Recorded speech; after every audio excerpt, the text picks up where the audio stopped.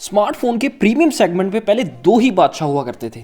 पहला आईफोन, दूसरा सैमसंग, जिन्होंने पूरी स्मार्टफोन इंडस्ट्री में अपनी मोनोपोली क्रिएट कर रखी थी कि भाई बाहर के बंदे को नहीं आने देना हमने। लेकिन फिर एंट्री मारी इनके सबसे बड़े कॉम्पिटिटर ने, वन प्लस ने, और वन प्लस ने 3 ही सालों में 40% मार्केट कवर कर ली थी और धीरे धीरे इन दोनों ब्रांड्स को पीछे छोड़ते हुए आईफोन और सैमसंग को आगे बढ़ गया और बहुत ही तगड़ी ब्रांड इमेज स्टैब्लिश कर ली थी। लेकिन फिर ऐसा क्या हुआ कि 10 साल पहले शुरू हुई वन प्लस कंपनी सक्सेस की पीक पे जाके धीरे धीरे अपनी ब्रांड इमेज और लॉयल्टी खोने लगी। और वन प्लस के फाउंडर को क्यों अपनी कंपनी छोड़नी पड़ गई और वन प्लस को ओप्पो की कॉपी क्यों कहा जा रहा है, ये सब चीज़ें जानेंगे डिटेल में। लेकिन उससे पहले अगर आपने हमारे चैनल को सब्सक्राइब नहीं किया तो जल्दी से हमारे चैनल को सब्सक्राइब कर दीजिए, क्योंकि हम रोज़ एक वीडियो डाल के आपकी 1% नॉलेज बढ़ाने की कोशिश करते हैं। तो चलिए फिर शुरू करते हैं। वन प्लस के को फाउंडर कार्ल पाई 2010 में अपनी पढ़ाई के दौरान ही नोकिया कंपनी में काम करने लगे थे और वहाँ सिर्फ 3 महीने काम करने के बाद ही उन्होंने वो कंपनी छोड़ दी और उसके बाद उन्होंने ओप्पो में ज्वाइन कर लिया। और उस कंपनी में एंटर होते ही उन्होंने बहुत सारे अलग अलग तरह के स्मार्टफोन देखे, उनकी टेक्नोलॉजी को समझा, उनके फीचर्स को समझा, वो काम कैसे करते हैं वो समझा। लेकिन किसी भी फ़ोन से उन्हें सेटिस्फैक्शन जो कहते हैं ना 100% वो नहीं मिल पाई।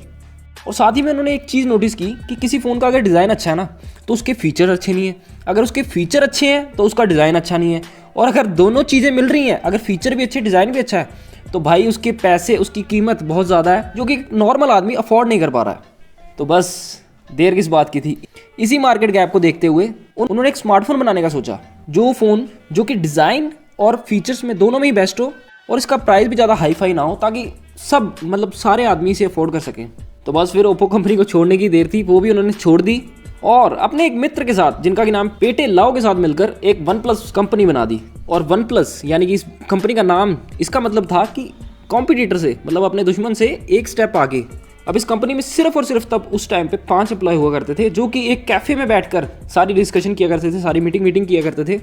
अब कार्ल पाई जो कि इस कंपनी के को फाउंडर थे, उन्होंने एक चीज़ नोटिस की कि जो भी उनके एम्प्लॉय थे, 4-5 गिने चुने जो भी एम्प्लॉय थे, उन सबके पास आईफोन था। और उन्होंने ये भी समझ लिया था कि क्यों लोग एंड्रॉयड यूज़ करना नहीं चाहते। तो उन्होंने नोटिस किया कि जो अधिकतर जो एंड्रॉयड स्मार्टफोन है ना, उनकी एक तो बिल्ड क्वालिटी बहुत अच्छी नहीं होती, दूसरी उनका जो सॉफ्टवेयर एक्सपीरियंस होता है वो इतना अच्छा नहीं होता। आप एप्पल में देखोगे इतना सही यूज़र एक्सपीरियंस आपको मिलेगा ना, कोई भी लैगी नहीं, इतने तगड़े तगड़े एनिमेशन, तो वो चीज़ आपको एंड्रॉयड में पॉसिबल नहीं हो पा रही थी। लैगी था बहुत उसका सॉफ्टवेयर जो था, और साथ ही साथ सिक्योरिटी का बहुत इशू रहता था, इसीलिए लोग आईफोन की तरफ जाना ज़्यादा प्रेफर करते थे। और यही एक कारण था कि जिसकी वजह से एप्पल ने मार्केट में मोनोपोली क्रिएट कर, चाहे उसके फ़ोन महंगे थे लेकिन फिर भी लोग सिक्योरिटी ज़्यादा प्रेफर कर रहे थे प्राइस के बदले में। लेकिन हर बंदा आईफोन लेना अफोर्ड भी नहीं कर सकता। तो यही सब सोच के कार्ल पाई ने आईफोन जैसा यूज़र एक्सपीरियंस अपने एंड्रॉयड फ़ोन में लाने की कोशिश की, और साथ ही काफ़ी मार्केट रिसर्च के साथ और स्ट्रैटेजीज़ के साथ इन्होंने अपने पूरे मूवमेंट को, पूरी सेल्स को ऑनलाइन रखा, ऑफलाइन ना ले जाते हुए ऑनलाइन रखा, क्योंकि ऑनलाइन में वो बहुत कम खर्च करके ही अपना बहुत बड़ा यूज़र बेस क्रिएट कर सकते थे मार्केटिंग करके। और फिर अपने प्लान को एग्जीक्यूट करके 2013 दिसंबर में उन्होंने एक स्लोगन लॉन्च किया अपना, जो कि था नेवर सेटल। और फिर उसके बाद उन्होंने अपनी एक वन प्लस की कम्युनिटी भी बनाई, जिसमें कि वो वन प्लस की न्यूज़, फॉरम्स, कम्युनिटी, जो भी प्रॉब्लम्स आ रही है वहाँ पे डिस्कस कर सकते थे। अब यहाँ पे वन प्लस ने अभी तक अपने फ़ोन निकाले नहीं थे, लेकिन फिर भी उनकी वन प्लस की कम्युनिटी जो उन्होंने लॉन्च की थी उसमें बहुत ढेरों लोग आने लग गए, वहाँ पे ज्वाइन करने लग गए, क्योंकि कहीं ना कहीं लोगों को भी ये भनक लग गई थी कि कई कंपनी कुछ अच्छा कर रही है, कुछ रेवोल्यूशनरी प्रोडक्ट बना रही है। और फिर वो दिन आ ही गया जब कंपनी ने अपना पहला स्मार्टफोन लॉन्च कर दिया 23 अप्रैल 2014, जिसका कि नाम था वन प्लस वन। जब कंपनी ये फ़ोन लॉन्च करने वाली थी तो उन्होंने सोचा होगा कि चलो 1000-1500 सेल्स आ जाएंगी, अभी नया नया फ़ोन है, नई नई कंपनी है, कौन ही लेगा इतने फ़ोन। तो ये सबको ध्यान रखते हुए उन्होंने सबसे पहले 1000 स्मार्टफोन ही बनाए थे। लेकिन कंपनी का ये अनुमान बिल्कुल गलत साबित हुआ और ये आम लोगों के बीच बिल्कुल हिट साबित हो गया, और वन प्लस ने एक ही साल में 10 लाख यूनिट सेल कर दी और वन प्लस ने रिकॉर्ड बना दिया। और इस रिकॉर्ड को बनाने के लिए वन प्लस ने 2 कमाल की मार्केटिंग कैंपेन का यूज़ किया था, जिसमें से पहला था कि आप इस फ़ोन को तभी खरीद सकते हैं जब कोई आपका दोस्त आपको इस फ़ोन को रेफ़र करेगा या बताएगा। दूसरी कैंपेन का नाम था स्मैश द पास्ट,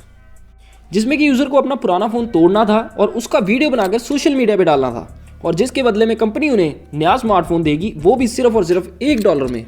तो बस फिर और क्या, लोगों को बहाना चाहिए था अपना फ़ोन तोड़ने के लिए। लोगों ने तोड़ा पटका और भर भर के वीडियो डाली, और लगभग 1,40,000 लोगों ने अपने फ़ोन तोड़ दिए थे और उन्हें उसके बदले नए फ़ोन मिल गए। और इसी कारण से वन प्लस का ये फ़ोन हिट साबित हुआ। और इतनी बड़ी सक्सेस के बाद वन प्लस ने ओवर कॉन्फिडेंट होते ही अपने दूसरे फोन को बनाना शुरू कर दिया और अच्छे यूजर एक्सपीरियंस को प्रोवाइड करना भूलकर, जो कि उनकी मेन नींव थी कि वो एंड्रॉइड में अच्छा यूजर एक्सपीरियंस प्रोवाइड कर रहे थे। लेकिन पहला फोन हिट होते ही कहते हैं ना गुमान सा आया था, फिर दूसरे फोन में उन्होंने सोचा कुछ नहीं, जल्दी से बनाने लग गए फोन और यूजर एक्सपीरियंस को भूल गए, जिसकी वजह से उनकी कंपनी की रेपुटेशन खराब होने लगी धीरे धीरे मार्केट में।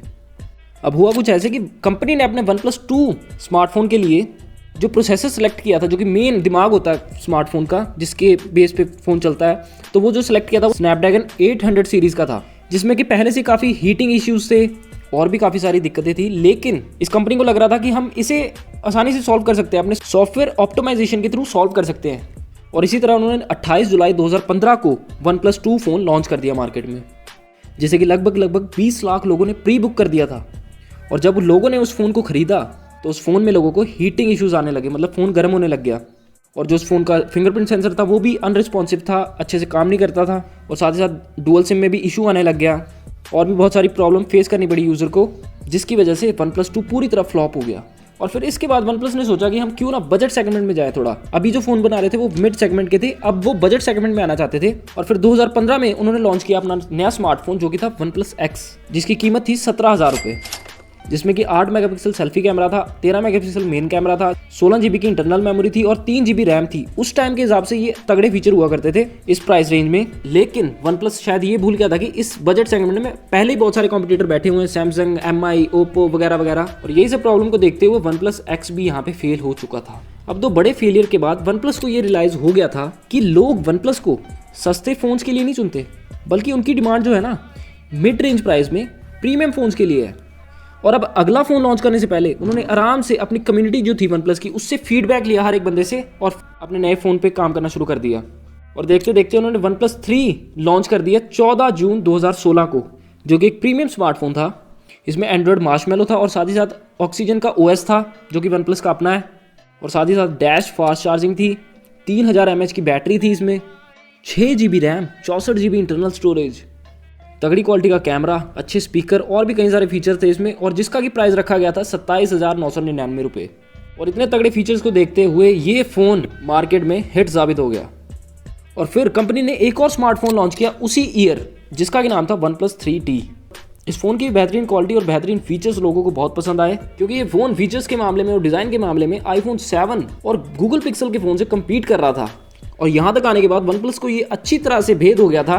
कि यूजर्स उनसे मिड प्राइस में प्रीमियम सेगमेंट के फ़ोन की डिमांड रखते हैं। और हम याद करें कि कहीं ना कहीं वन प्लस कंपनी की शुरुआत जो हुई थी वो भी तो इस गैप को फिल करने के लिए हुई थी। और अब कंपनी का पर्पस क्लियर हो गया था, गोल क्लियर हो गया था, तो इसी को देखते हुए कंपनी ने और स्मार्टफोन लॉन्च किए इसी सेगमेंट में, वन प्लस 5 और वन प्लस 5T, जो कि उस समय के फ़ोन से काफ़ी अट्रैक्टिव, काफ़ी फीचर्स वाले और काफ़ी हैंडी, काफ़ी अच्छे डिज़ाइन वाले फ़ोन थे। और 2017 आते आते इस कंपनी ने 40% से भी ज़्यादा मार्केट शेयर अपने कब्जे में ले लिया था, और महज 3 सालों में ये कंपनी आईफोन और सैमसंग जैसे बड़े प्लेयरों को टक्कर देने लगी थी। अब यहाँ तक तो कंपनी बहुत अच्छा परफॉर्म कर रही थी, लेकिन बाकी कंपनियों की तरह पैंडेमिक के दौरान ये कंपनी भी थोड़ा सा बुरा परफॉर्म करने लग गई, जो कि आम था। अब इन्हें ये लगने लगा कि पैंडेमिक के दौरान जो लोगों की खर्च है वो थोड़ी सी कम हो गई है, और ये लॉन्च कर रहे हैं प्रीमियम फोन्स जो कि थोड़े महंगे होते हैं as compare to normal phones. तो इन्होंने दोबारा सोचा क्यों ना दोबारा से एक बजट फोन लॉन्च किया जाए मार्केट में, ताकि हम अपनी सेल्स जो कम हो रही है पैंडेमिक के दौरान वो दोबारा से बढ़ा सकें। तो इसी के चलते उन्होंने एक अपना बजट स्मार्टफोन लॉन्च कर दिया 2020 में, जिसका कि नाम था वन प्लस नॉड।